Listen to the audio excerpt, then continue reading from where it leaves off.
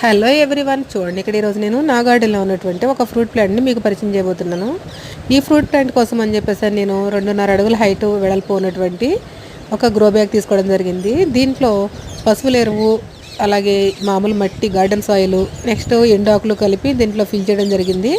ఇందులో నేను ఈ మొక్కను పెట్టి 1.5 ఇయర్ అవుతుంది. 1.5 ఇయర్లో ఈ మొక్క చాలా హెల్తీగా వచ్చింది. చూడండి ఎంత గ్రీనిష్గా ఉందో.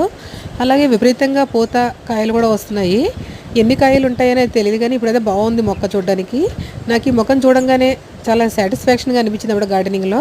సో ఈ వీడియోని మీకు అప్లోడ్ చేయడం జరుగుతుంది, చూపించాలి ఈ చెట్టుని అని చెప్పేసి. చూడండి ఎంత బాగుంది ఈ కాయ. ఈ కాయలు ఏంటి అనేది మీలో ఎంతమంది తెలుసో చెప్పండి. ఈ చెట్టు గురించి, ఇది స్ట్రాబెర్రీ గోవా అనమాట, అంటే జామ, స్ట్రాబెర్రీ జామ అని అంటారు. ఈ మొక్కని నేను 1.5 ఇయర్ క్రితం పెట్టాను. ఇప్పుడైతే ఫుల్గా వచ్చింది. నచ్చితే లైక్ చేయండి, షేర్ చేయండి, సబ్స్క్రైబ్ చేయండి. JS terrace farming. అలాగే మీలో ఎంతమందికి తెలుసో నాకు కామెంట్ సెక్షన్లో చెప్పండి. Thank you.